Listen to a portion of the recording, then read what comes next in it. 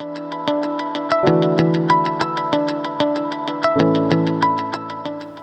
and welcome to the latest edition of the JMI Wealth Monthly video series. We're recording this in March, and it's been a volatile and hectic and unsettling start to the year.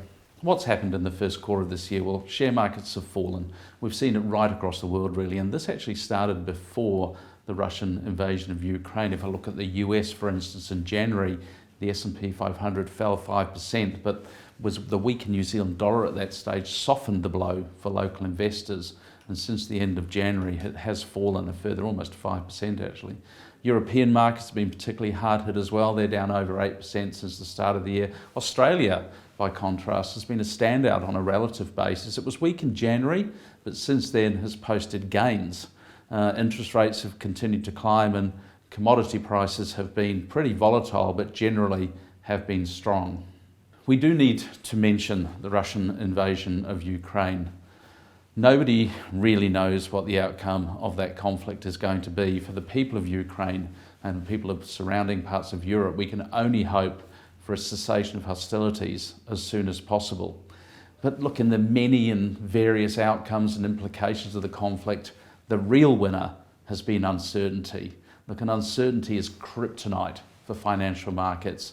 Financial markets crave certainty, and that's in short supply right at the moment. But investment advisors, though, we do need to have an investment view. We need to have a plan, and we need to have a strategy.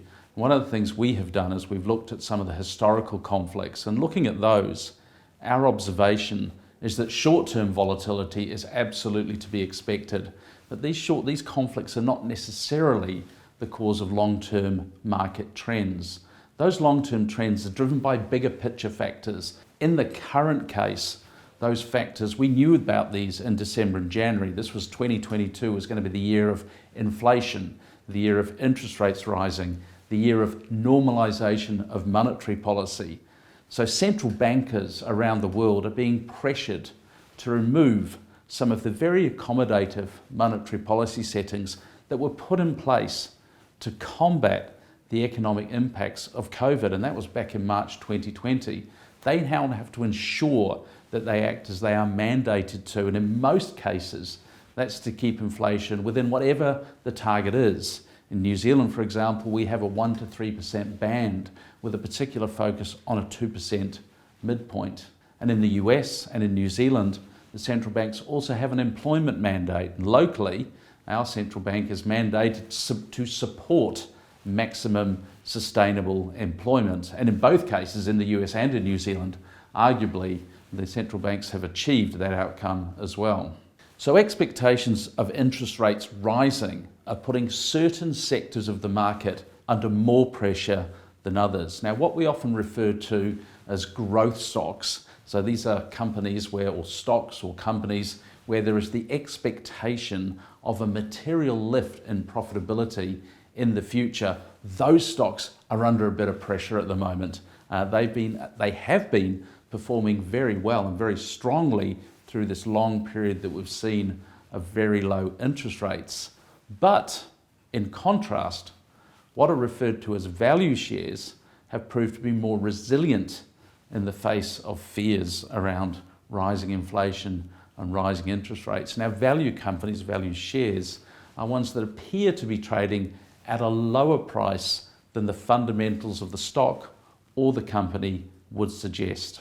And also, as I've said, we've seen commodity prices increase as well, and this has provided a real tailwind for the resource sector. So look, it's a challenging period. It's challenging if you own a portfolio of financial assets, and it's challenging when you're trying to manage investment portfolios. Look, our investment view at the moment is to take a fairly neutral view with regards to asset allocation. We're sticking to our long-term neutral settings, and that's because of the high levels of uncertainty.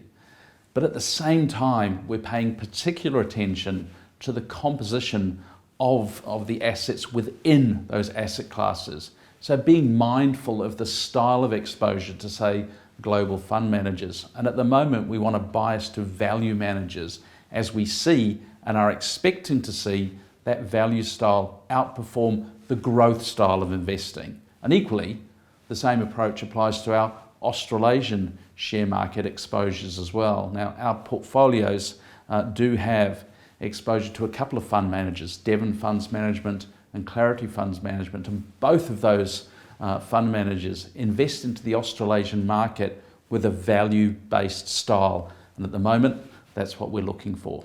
So look, the world does feel like a risky place, but we've also seen several times over the last few years when sentiment changes, markets correct very rapidly.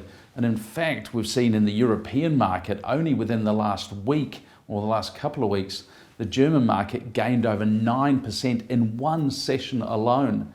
And the Chinese market, we saw a similar action in the Chinese market recently too. So we believe it's really important at the moment to keep your long-term investment view in the front of your mind. And sometimes you just have to zoom out from the short-term volatility. I think it's also a time when having an investment advisor to call upon is paramount and incredibly useful. So you need someone who can provide you with professional assistance when the short-term picture can look really confusing and really challenging. So look, if that sounds like you and you own a portfolio of investment assets, or you're thinking about investing into a portfolio of investment assets, why don't you give us a call and maybe we can help you out. So you can get hold of us by going to jmiwealth.co.nz. All of our contact details are there. We'd love to hear from you and look forward to the next video.